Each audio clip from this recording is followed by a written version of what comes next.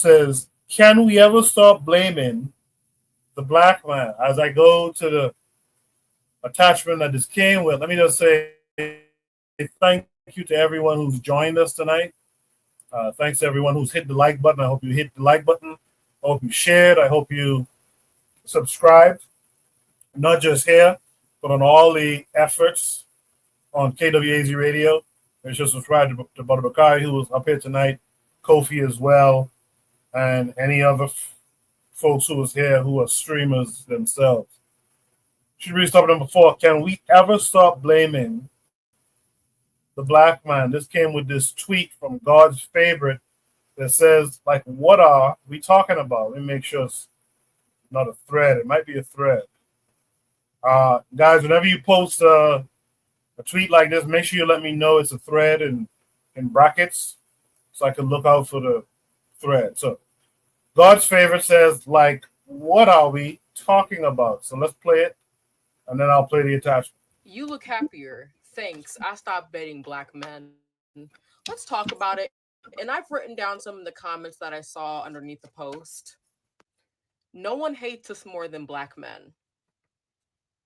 So the white men that lynched us, raped us, ate us, put in literacy tests so that we couldn't vote, etc.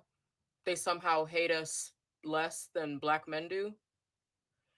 I know you don't even believe that yourself. Black men don't think about settling down until they have 38 baby mamas. If I closed my eyes and didn't look at the profile picture of that person who made that comment, I would assume it was a white dude. Honestly, I feel the same way, and I'm a Latina. White guys are just better. And now y'all got fucking women of other races joining in on this shit too. Where's my white king? I'm tired of being in the trenches. I avoid dating black men because I don't want to be on welfare. What's wrong with black men? Everything. Y'all sound like skinheads. Y'all sound like neo-Nazi, Aryan, fucking KKK members. If you have preferences, okay, whatever. Like, if you want to date white guys, that's fine. You don't have to sound like a Ku Klux Klan member while you're doing it. Like, you really don't have to. It's just so sad because a lot of this really comes down to self-hatred and how a lot of black people have trauma that they really haven't unpacked. And for whatever reason, they think that the solution to this is to date white people. I'm sorry, that's really fucking stupid. People can suck equally. There's black men that are great, there's black men that suck, there's white men that are great, there's white men that suck. I don't think that's rocket science. I don't think generalizing any group of people is fair. I don't care how bitter you are. I don't think it's fair to generalize all black men just because you've had multiple bad experiences. I don't think that's fair. I kind of just think of it like this. We don't like it when white people generalize us as a whole. So, like, why would we do that to each other? It's just really disheartening. Like, every time I see one of those posts, I consistently click not interested, but I don't know what type of algorithm that these social media uh apps are trying to create where like they're pushing that content. But it's just so disheartening seeing like posts about like black men and black women hating each other. I don't want to see that. It sucks because this is such a long conversation. I can make this video like 30 minutes.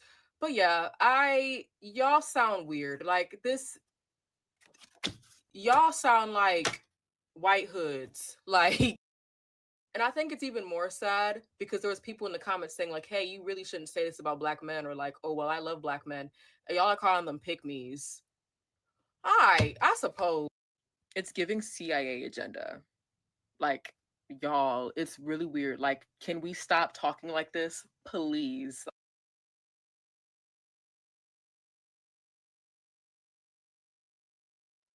So this seems to be a thread. Let me play the other part. It seems like a thread. Let me play the other part. Oh, never mind. That's taking me somewhere else. So it seems like it's only this one. Thanks. I stopped dating black. So This is an interesting one. I'm going to start with Anthony first. Anthony, you think that this could be white folks pretending to be black sometimes, right? Absolutely, man. It's a lot of it be on a whole lot of topics. It be white folks acting like pretending to be black. They got this is one real pop. We'll cover one of them. The one that's had this site called When We Was Kings. Y'all ever heard of that? Matter of fact, not When We Was Kings, When We Was Kangs. No, Kang. Yeah, white. K-A-N. Yeah. Yeah, it's a white dude. You know what I'm saying? And yeah, it's a lot of, hey, Koku, today, yesterday, last couple of days, whenever you get time, because I know you're busy, you had a lot of stuff to do, man, check your site, man, on IG. I sent you about 3 or 4 with these sisters talking about how much they love black men. You know what I'm saying? And talking about how black men always getting picked, the bullshit that she was just talking about. Always the blame and all that stuff. I sent you about several of them. You know what I'm saying? I mean, I make them all the time, man, showing how black women how so many black women support brothers. You know what I'm saying? But it seemed like we focus as a whole, we focus too much on the negative shit. We got a sister talking about dissing black men. You know what I'm saying? When that ain't even the case. I mean, we got to realize, look, we smart, intelligent people. We smart, intelligent brothers and sisters on there. Don't you know, in war, it's all kind of shit. It's all kind of ways that the enemy fights you in war. One of the main things is to attack your family. You know, okay, let's divide the black man and the black woman. Let's destroy the black family. You know what I'm saying? And they didn't just do it here in America. They did it everywhere. They did it in Brazil. You know what I'm saying? They did it everywhere where we represent a threat to them. And we represent a threat everywhere. So now, you know, you got sites on, I seen the site where there was this sister in Uganda. Well, you know, this sister, Jonita Maya. And she's on O'Shea Duke Jackson, you know, regardless of what you think about O'Shea. You know, he's an idiot. But I'm saying she had a topic about interracial relationships and stuff, and she had a topic about like the hate against black men, even in Uganda. You know what I'm saying? And should you marry a white man and stuff like that. But I'm just saying, I think we do too much. It's important. Okay, it's important to talk about issues. I get it. It's important to discuss issues. But I think sometimes, stuff like this, I think we discussing some shit that these people put out there for us to be discussing it, you know, to keep us divided, I think. Because you know what? I do not in no way think that the majority or not even a large percentage of black women feel like, no, that anti-black man thing. You know what I'm saying? And vice versa. You know, they have, you know, you be hearing them like she was saying how they had black men haters and all. I mean, for real. But no, man, I just think that we need to tune out a lot of the bullshit, man. And like I said, it really is basically about us getting to work. It's about us getting to work and doing it. We got to put the counter shit out. You know what I'm saying, Coco? We need to have in the future, whatever, we need to have some shows talking about black men and women loving each other. You know what I'm saying? If we got to invite more sisters on and brothers and have relationship talk shows. I mean, different things, you know what I'm saying, to show that we do love each other. Because I know we do. Hey, the Revolutionary Matron, she ain't one of them women. She love us. You know what I'm saying? Cassandra, she love us. Cheryl Ezzy, she love us. Lero, she love us. You know what I'm saying? And I think that we got to let's highlight them more than highlight the other men. And you know, I like this. That was a good problem, though, man. I like what the sister was saying and everything. She made a lot of great points. I ain't gonna go on too far along, man. It was a great point. But I just think we need to highlight the positive a little bit more. I appreciate that, Anthony. And by the way, I for a long time now wanted to have a relationship, like a serious relationship program. Well, one of the things that disappointed me was there's a page on Instagram. I think it's Pan African Lifestyle, and they were one of the first people I saw doing. No. I was thinking it was the balloon challenge, but no, they were doing stuff like rating a woman's ass, and it was like, dog, it's a Pan African lifestyle show. Let's have some serious. I mean, we could have fun sometimes. Don't get me wrong. But Hey, let's have a Koku. serious. But Koku, was it them or was it just they was highlighting somebody else on the show? It was. It seemed like it was a program they were doing where black men were rating the shape of these black women. And listen, I can sit down and talk about and admire the shape of a black woman all day, but I think when we put things, titles like Pan African Lifestyle and things of that nature on it, I think we should bring a little bit of seriousness to it as well. I think we can incorporate some of that stuff, but we could talk in a respectful and serious manner, and give the young boys something and young girls something to look forward to, something to live up to in the future. But that's just my thinking. Cheryl, Easy heard you mention a name. She said, "Dang, I missed Shoot Breeze topic number 3. Sorry you missed it there, but there's always the playback, and there's always the Shoot the Breeze clips channel as well to catch up on various clips without having to watch the entire show in one sitting." I think Anthony mentioned Jamela Naidoo, and she was on the screen here. She said, "So you tell them whenever they say we are Kangs to kind of clown African people, you tell them," she says, she tell them they are Vikings. That's the return this. Um, with that said, let me go to Black Steel on this one. Black Steel would say, Very interesting prompt. This is something that the idea is that you're happy if you don't date black men, right? That black men come with a lot of baggage. I often say that white men have the greatest PR in history.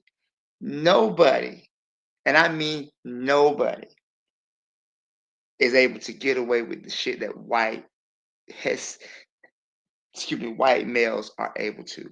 We are literally watching in real time the president of the United States being shown as a pedophile. Okay, all the stuff that women complain about, especially in the U.S., about women's rights and the right to uh, bodily autonomy and things like that. This these things are being driven mainly by white men, but yet black men are the ones that are causing them to be unhappy. White men went all over the world for centuries, raping, pillaging, killing. They're creating whole new ethnic groups via rape.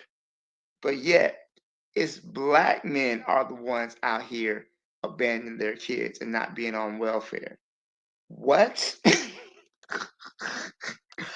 It's amazing how the European has constructed reality, has mastered propaganda in such a way that none of their crimes, none of their evil is even considered when it comes to their sexual marketplace value. It is insane to me how we're having these conversations in 2025. White men are literally destroying the life sustaining capacity of the earth. And you have people online saying, you know what? Let me get me a white man. He gonna treat me better. I mean, have we not remembered the stories of these sisters? The one black girl who was dismembered. She went on a date with a white man, an old, dirty looking white man on top of it. And he killed this child and cut her up in pieces and threw her body parts, scattered them all across the city they were in. They still haven't found this young lady's body. Her mother is destroyed by this. I think we put, and speaking just in this particular instance, when you put a race of people on a pedestal, right? She's absolutely right. what she said is that, you know, any race can be bad. It's coming from a place of self-hatred, right? This is the anti-blackness that is constant in our society. And when you have internalized it, right, it reflects itself even in different ways. How you view your skin, how you view your relationship with other Black people, and who you choose to date. I know a young person, right? Black mother, white father, right? I don't know if his mom was on that rest of stuff or not, but I do know this white father could give less than a fuck about his half Black son, right? Doesn't see him, doesn't talk to him, refuse to pay child support. He'd rather go to jail than pay the child support. He's everything that these women say a deadbeat Black dad would be. This is this man, right? Just it's to the point the young man was needed to be hospitalized because he was suicidal after everything. You think his father called to check on him? You think his father came down, son, you okay? No, not at all. Not at all. So I think that this idea that somehow the white man is superior, that the white man can unlock a level of comfort, right? A lot of these young women, they want a certain lifestyle, right? They want the soft life, quote unquote, the soft life, right? The soft life entails them not doing anything at all, just living a life of luxury, traveling and looking beautiful and just doing what they want to do when they want to do it. And they believe that they can get to this soft life by dating outside their race. Um, no, no. That's not the reality. And you can ask white women how it is. You can ask these white women that date these rich white men and ask them their quality of life. But it doesn't matter because in their mind, the whiteness is more important than anything. The whiteness unlocks a life, an idea. How do we? The question I would say is, how do we counteract this? First of all, like Anthony was saying, I don't believe it's a lot of sisters out here saying that. They may be online. They're very loud. They're very vocal, but I don't think there's a lot of them who think like that. But I think that what we can do is, highlight the images of positive Black couples. But some people are too far gone. You're going to have to let them go. Let the dead bury the dead. That's it. I got all I got to say. Thanks. No, I appreciate that. That was good stuff. Jacadero, what say you?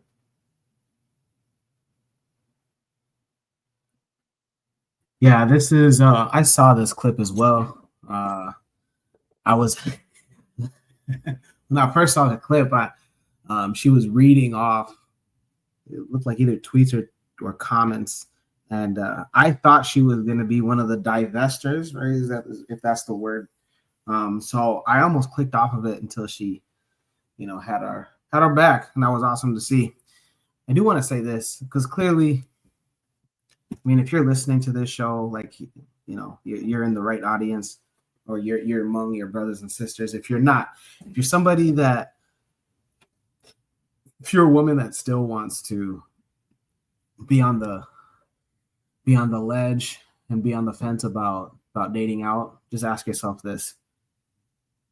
Because I think the conversation is, if it's white or Black men. Okay, well, if it's white men, if you're on the fence about this as a Black woman right now, just ask yourself this. If white men are so good, how come the best of them, the Musks, the Bill Gates, and the Jeff Bezos, how come their relationships have failed? Just ask yourself that. Like, if their best haven't been able to do it, what makes you think that you'll be able to do it? And then we all know the answer to that. They're dysfunctional by nature, but nonetheless, it's like, they're great at their fields of careers, but yet they can't make it. They can't get their women to say, hey, whatever your frustration is, come on, look at the bigger picture. We're building Fortune 500 companies here. But awesome that this lady had our back. And look, just like I said with diaspora wars prompt, or the prompt that related to the diaspora wars, if you just never get off of the internet, you probably think that like all of this is true. Get off the internet and come to the Empowerment Network where we another shameless plug, where we don't do this, you know. Black women and black men working together every single day. That's it.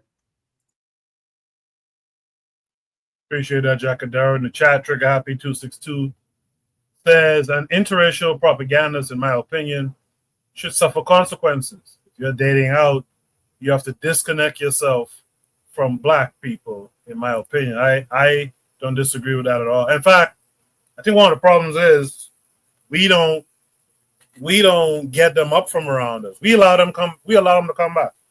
Just like a bunch of degenerates in the black community. We allow them to run amok, do a pack of shit, and turn 45 or something 50, and then come right back around us again. And we especially allow that with black folks who, men and women, who date out racially.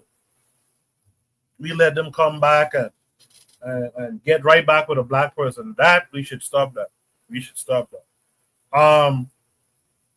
With that said, I think I got everyone on that one, right? No, you didn't get two. Oh, sorry, Buana, go ahead. That's all right. Two things. What Anthony said is true. He said that you should focus on the people who care and love and support you. Just focus on these women, and you'll be okay. You'll be okay.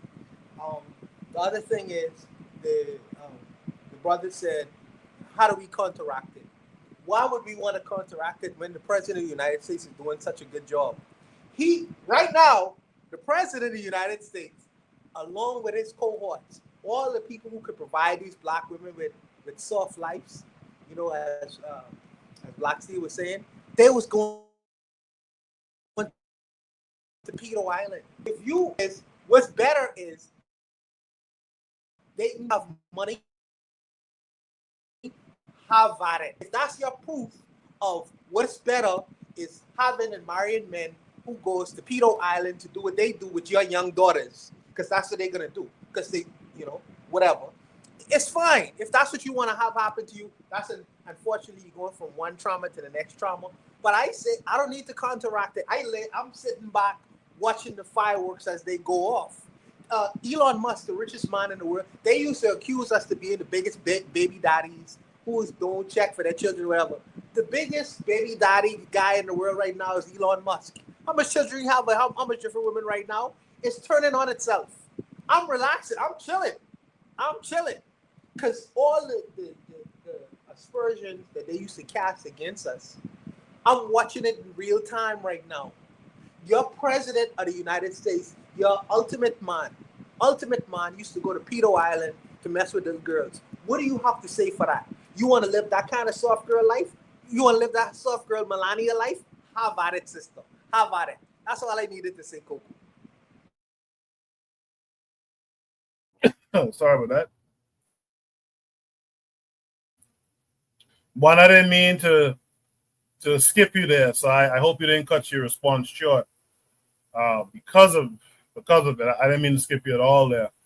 But Juana said some stuff there. Does anyone on the panel want to add or critique or have any last words on this prompt? Yeah. Hey, man. Hey, Buana. Let me talk to Buana. Buana, you still there? Yes, sir. Can you hear me? Okay. Yeah, I got you.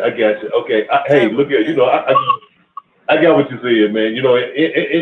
I respect that. What I'm saying is this right here. It just goes again. I know that we talked in the past, like a couple of weeks ago, whatever. It still ain't sunk in 100%. Not 100%. I mean, a lot. But this is what I'm saying. This is what you got to. This is what I need you to understand, Bob. President Trump. I live in America. I was born here. I'm a citizen. Yeah, all that crap there. Mr. Trump is not my president. I don't have a president. Black people don't have no president. Even these coons that run up with MAGA hats and all this shit here, he ain't got no goddamn president. No, that man is the president of America. America is a white collar, a white settler state. It's a European settler state. White folks should come first. Okay, now, in the aftermath, the scraps or whatever that's left over from America, the so-called democracy, whatever, okay, a little bit of this shit rubs off on us. There is, out of the 46 to 50 million, or however many million black people in this country, ain't none of us represented in this country. I don't give a damn how many people you see in the Congressional Black Caucus or none of that shit. Those Negroes do not have any power. Mostly those Negroes are gatekeepers. Okay, they might be gatekeepers for the Democratic Party or gatekeepers for the Republican Party. But they basically in it for them damn self what they can get, you know, and how they can stop the masses of grassroots black people getting together, you know, and throwing their ass out and fight for some real shit. Okay, so like I'm saying, I don't have no motherfucking country. And I'm not cursing at you, I'm just saying, I don't have, black people, we don't have no goddamn country. Yeah, we citizens, legally citizens, they gave us that. But we don't have no damn country. President Trump is not my president. Barack Obama was not my president. He was selected to to take care of white folks' business. We ain't never had no goddamn president. Biden, nobody. Nobody has ever been our president. We always been on our own as black people in this country. And even our brothers and sisters that come from the Caribbean, whatever, when they get here, they don't know it. Some of them don't know it, but they on their own too. So what I'm saying, quit talking about this shit about we are our president and all this other shit is. Look at white folks. Look at white folks is gonna be white folks. They're gonna do what white people do. That's what they've been doing forever. They've been pedophiles going all over the world doing that shit to everybody, and they doing it here. But I'm just saying, that ain't got shit to do with us, man. With black, when you look at it. But Anthony, can I ask you a question? Though? Can I ask you a question? Go ahead, bro. Okay. So I understand where you're coming from with that, right? But when I say what I'm saying, I'm referring to this lady in this particular prompt, right? She feels she has a black president, brother. And you can't, respectfully, you can't say you speak for 45 million black people. You speaking for Anthony McFarland. That's the only thing I wanted to say. That's it. What do you have to say that if I was to say that? Okay, I got that, Bonner. And this is how I'm gonna answer that. When 45 million black people have a black president, you know what? We're gonna have our own country. We're gonna be the president of Afro-America or New Africa, or whatever we're gonna call it. You know what I'm saying? We're gonna be in control of resources and natural and mineral wealth and all that shit. That's when we got a country. Other than that, we just some plantation Negroes. You know what I'm saying? And we fighting each other and fighting other black people over the scraps. Okay, I hear that. But I also had conversations with people, with black people who do consider themselves as black American. Anthony, you want me to not address them? Like, Okay. I'm gonna show you this here. Check it out, Bonner. Check this out. At one time, before colonialism, before Bahamas got independence, before Jamaica got independence, before all the other Caribbean nations, the black Caribbean nations got independence, guess what? And I mean, after slavery, after the 1838, after the 1830s, when slavery was formally abolished in the Caribbean, among black nations, they had a period of time between 1838 until the 1960s and 70s when the majority of our people became independent in the Caribbean. Guess what? Black people in the Caribbean call themselves? Black British. You used to be called officially. You used to call subjects to the British Crown. Subjects. Yeah, that's subjects. Right. Yeah, right. Subject to the British Crown. But look here, right. But also citizens. Because guess what? In each of our countries, remember the Commonwealth, they had a black brother or a sister who was what? The Governor General, and was guess what? A knight of the empire. Sure, absolutely. You know what I'm saying? No, you're absolutely so right. I'm saying, what I'm saying is our people there, just like some of our people here, like our people here in general, except that they are citizens of the empire. You know what I'm saying? So they accepted it stuff. But Anthony, as far as if you was to leave the United States of America, right? and let's say you used to go to Africa, right? You going on a United States document that says that you are a citizen of the United States. So why shouldn't I address you as such? No, you explain to me why. You explain to me why. I'm gonna do it now. Okay, Yeah. Barney, you know what? I can't help it that I had no choice in where the slave ship dropped me off at. Okay?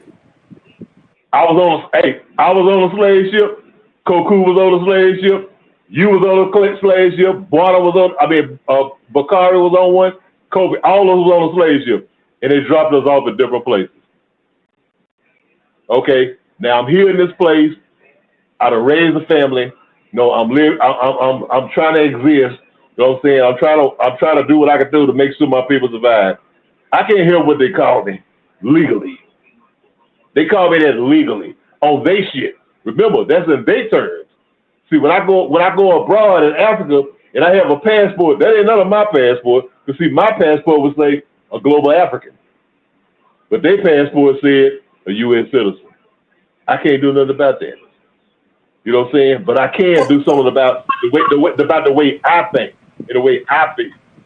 And you know what? I take that when I speak into you specifically, or when I speak in having a conversation. I am very careful. To label you as an African American. Well, you say don't even call you American at all. So I have to go to specificities. But I also. Okay. Hold on. Barney, let me say this here. Look up. This is what I'm saying. You say how you have to carefully do this here. But guess what, Barney? I don't have to carefully call you an African. You an African brother from the Bahamas. No, Koku is African brother from the Bahamas. I don't have no problem with that, but you said like you saying it like it's a problem. Like I have to be careful. Because I'm Anthony. I'm knowing that your perspective and point of view. Every black person in America don't have the kind of views. You would take that.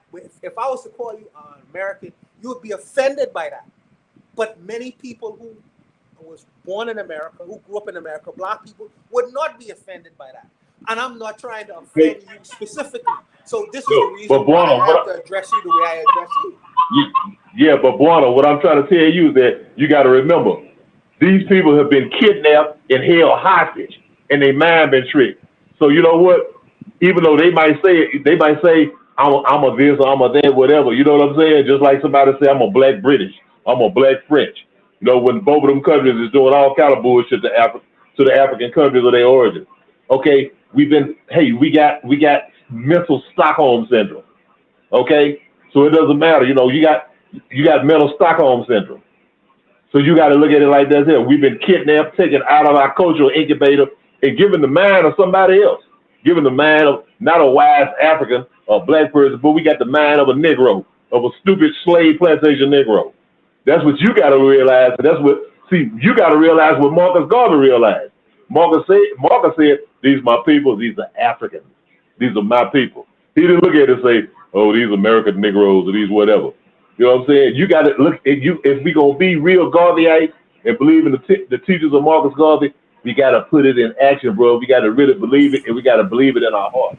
I don't want to long enough. I'm going to bag up. We having a good build, though, Anthony. We having a good build.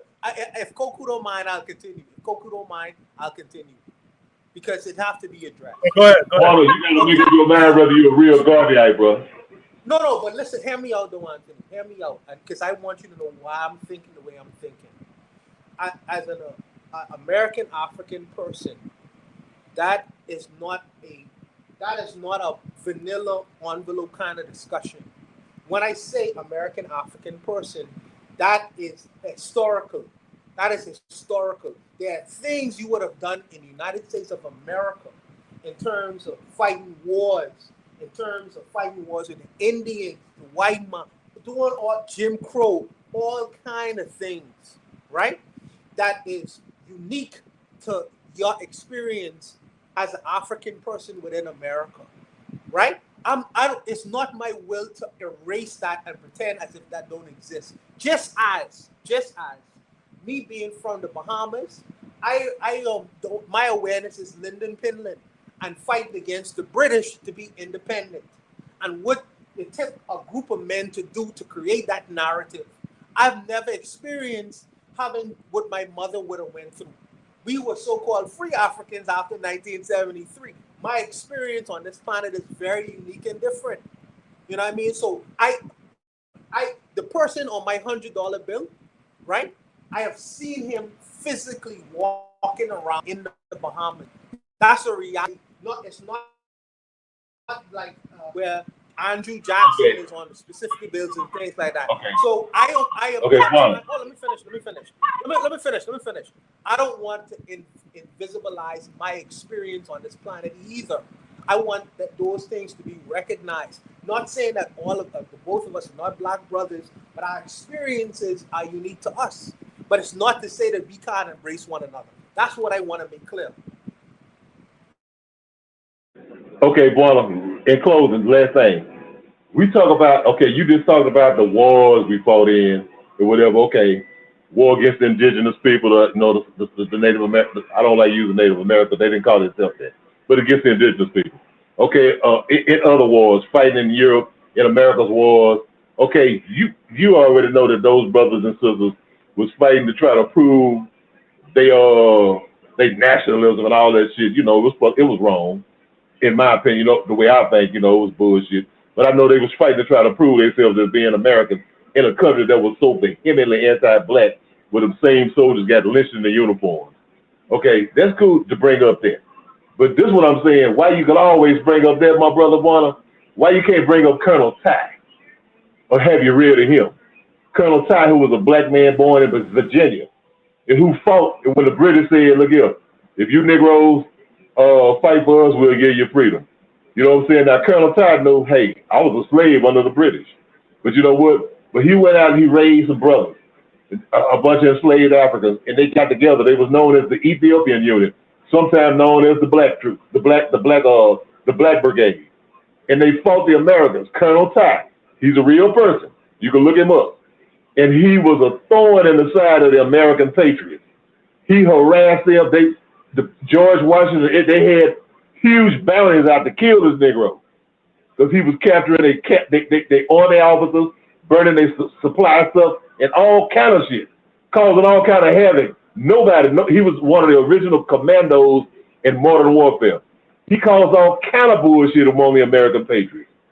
They had a big bounty on him. And when he died, he got killed because he got shot by a bullet. He got shot, and he got gangrene and died from it. But up to then, he had a bounty on his head that was larger than anybody ever. Because guess what? He was going around knocking off George Washington's people. You know what I'm saying? The Ethiopian Brigade, the Black Brigade. If you want to talk about the Black African brothers and sisters who fought against America, we always talk about the ones who fought on the side of America. No. I say we got that tradition too. See, that's the tradition I come from. Okay. Hey man, I'm through with it, man. I'm not gonna let somebody else talk. Okay, so I am right now I'm reading the book called Florida Through Black Eyes by a person named Dr. Marvin Dunn. Dr. Marvin Dunn talks about how black people in America fought with the Spanish against the Americans. They fought with the British. They fought with left and right. Some went to the. I am aware that, listen, when we have these guys, if I were to address all historical things, I think that we missing each other. What's happening to each other?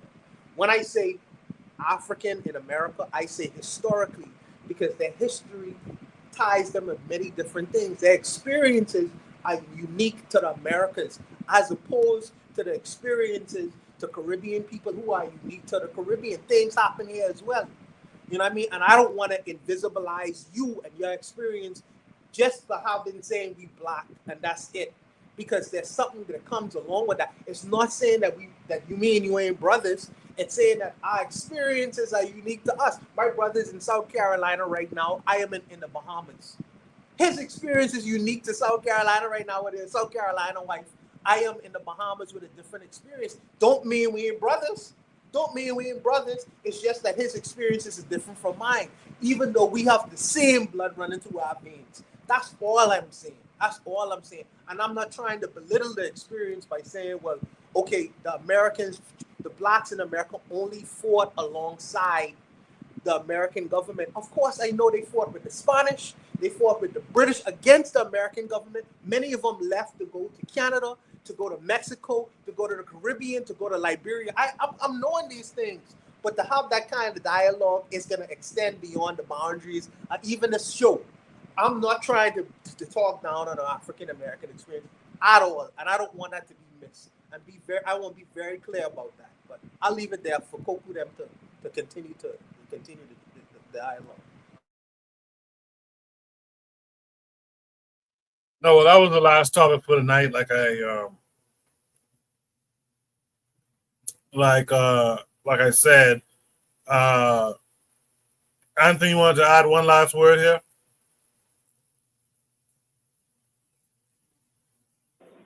Yeah, Coco. I'll just say one thing. I would remind Buana of what the Honorable Marcus Garvey, a Caribbean brother, an African brother from the Caribbean, and my greatest hero said, I will never give up a continent for an island. So he was saying, in other words, I don't claim, because somebody asked him, are you Jamaican or you African? I'm African. You know what? I never give up a continent for a piece of land, 3.2 million square miles called America. I'm not no American, I'm an African. I'm an African first over everything. And Buana, don't you give up Africa for the Bahamas. All right, guys, let's do our shout outs for this week, man. Shout out something positive or something impactful that you witnessed or experienced during the week since we did the last Shoot the Breeze episode. Chat, you guys can post your shout outs. I'm sure Trey Ari will probably get many of your shout outs, but post whatever shout outs you want to post. I'm going to start with Black Steel. Wasn't spoken in a while. Black Steel, what's your shout out for the week? Rest in peace to Malcolm Jamal Warner, man. That was a hard death. That was very sad. Young man drowned like that. He was only 54. You know, he drowned. Him and his daughter went to sea on vacation before a swim. He drowned. Respect. You gotta respect nature, man. And the thing about it is, I guess he was caught in a really strong current. It doesn't matter how good you can swim. Once that current gets a hold of you, it's very hard to break free. But rest in peace to him. Fuck Hulk Hogan, racist piece of trash that he was. Disrespected African people. He was hateful in his actions and his words. And you know, it's so funny. His family was online saying, "Now's not the time to talk about him being racist." Well, you know what? When you live a hateful life, that's what happens, right? When you do things to. Oh, it's hot down here, brother. Anyways, you know, when you live a hateful life, man, people are gonna remember you as that. Don't live your life in such a way that people make fun of you when you die. That's all I can say about that. But yeah, great show, everybody. Appreciate that, Black Steel. Yeah, Malcolm Jamal Warner and Hulk Hogan. Hulk Hogan in particular was going to be my shout out. Yeah, Malcolm Jamal Warner. I know I try not to deal with the celebrity thing too much, but he was. I felt he was kind of on the side. No, kind of. I feel he was on the side of positivity and positive black images in media. And I think he would have been a kind of guy who would have fit into like these conversations. That's just my belief. But rest in peace to him. Rest in peace to Hulk Hogan. With that, let me hear from Jack Adara. What's your shout out this week, brother? I don't know how you have that image of a Hulk Hogan in hell. That's pretty awesome. That's right. That's pretty awesome. I don't know if you have a GoPro or in hell, but good job. My shout out, number one, Liberia is Independence Day. I'm in Nebraska, but I have family in Minnesota, and they had their first ever Liberian Independence Parade in Minnesota. Pretty awesome, man. Pretty awesome. So shout out to Liberia, the oldest African republic. I know that Ethiopia wants to contest to that, but according to whatever metrics that the AU has, they have Liberia before Ethiopia. I won't debate with people. I'm not here for that. I'm not Liberian. I'm not Ethiopian. So I just take to whatever the African Union says. And then second, of course, I've been shouting it out all night. The Empowerment Network, man. Come on. I'm here in Omaha, Nebraska. We do great things. We connect people. And of course, we have the data. So whatever it is that you need, we have the data. We're your favorite consultants' favorite consultants. That's the best way that I could put it here at the Empowerment Network, the largest and best organization here in the Midwest, with sister cities and reaching across Tulsa, Oklahoma, Cincinnati, Ohio, Kansas City, Missouri, Houston, Texas, Memphis, Tennessee, Minneapolis, Minnesota, and everything outside and in between. Reach on out to us. That's the Empowerment Network at www.empoweromaha.com, the official website of the Empowerment Network. Yes, indeed, Jacado. Appreciate you being here, and thanks for hosting 3 weeks ago. So appreciate that as well. Last but not least, Buana, what would you like to shout out this week? Yeah, something power, because Jacado is going to continue to go on and on about it. That's so inside. But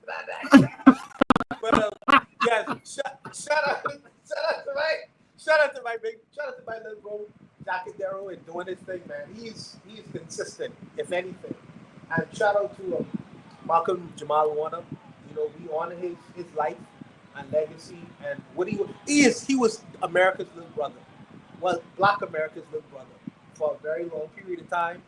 And I was saddened to hear that he passed in a tragic way that he did. You know, but shout out to his life, man. Shout out to his life. And to Hulk Hogan, you know, I hope that Satan body slam him in hell. You know, what I have to say. He didn't like Black people. I don't like him. So it is what it is. But shout out to Malcolm Jamal Warner and his efforts in showing the world how to do what he did, you know, while he was alive. I'll leave it there. Appreciate that, Buana. Let me hear from Anthony. Anthony, what would you like to shout out? Yeah, first of all, man, shout out to all the brothers on the panel, man. The brothers and sisters in the chat too, man. Shout out to you, Buana. I love you, Buana. You're my brother. You're my brother forever. But shout out to Malcolm Jamal Warner. Because he was a great brother. Shout out to our brother Daddy Lumbi, man. You know, who was the great Ghanaian singer, man. He died. I think it's today or maybe yesterday. Daddy Lumbi. You know, the great. He was one of the greatest Ghanaian high life singers, man, ever. You know, he just died. And so, you know, man, shout out to him too, and to all his family and everybody, man. It just just big respect and love and peace to everybody on the panel, man. You, especially you, Koku. Man, my mom really, I showed her your response, man. She really liked that, man. Peace, though. Good stuff, man. Yeah, shout out to all the parents who might be going through some difficult times as well, as they are, you know, older folks and stuff, but we champion them to push on through, man. So shout out to all of you guys who are here, your moms, your dads. Shout out to all of you in the chat. Trigger Happy said, that's like losing our Michael Jackson. Speaking of the Ghanaian musician who Anthony just mentioned. KW Don 7 said Malcolm Jamal Warner never wore a dress or did buffoonery roles. Yeah, that's what I appreciate. Brother Bakari says, shout out to Black Business, to the panel, the chat, and all the shout outs. I will shout out in the future. I appreciate all the shout outs. Make sure you guys are tuned into everyone who has a program around here, and encourage those who don't have a program to create a program themselves. I'd like to support some of you guys who joined the panel and stuff like that. With that said, we should be back next week. Either I or Jackadero will host, and we plan to have the same type of great conversation that we tend to have here. So join us again next week, 8 p.m. Eastern Standard Time. Until next time, you guys be good. Peace.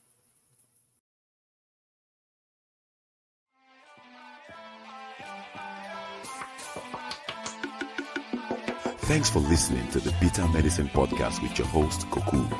If you like what you just heard, we hope you pass along our web address, bittermedicineblogs.com, to your friends and colleagues, and share our show to all your social media. Be sure to check out our archive section on our website for previous podcasts. This has been a KWAZ radio production. Join us next time for another session of the Bitter Medicine Podcast. Follow us on Facebook at Bitter Medicine Show, Twitter, Bitter Meds, Tumblr, Bitter Meds, Instagram, Bitter Medicine.